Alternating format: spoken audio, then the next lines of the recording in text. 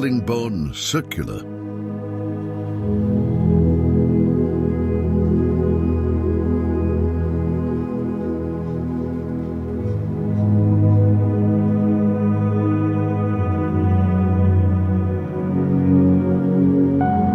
The Hollingbourne Circular Walk sounds like a great way to experience the best of the North Downs.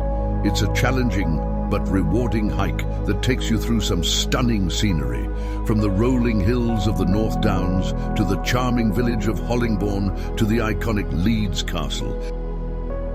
Here are some additional details about the walk. Distance, 15.5 kilometers, 9.6 miles. Duration, 4 to 5 hours. Difficulty, moderate. Trailhead, Hollingbourne Station. The walk is well marked and easy to follow. There are a few steep sections, but overall it's a relatively easy hike.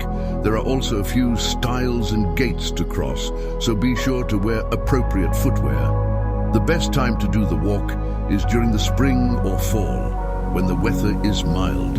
However, it can be done year-round, as long as you are prepared for the weather conditions.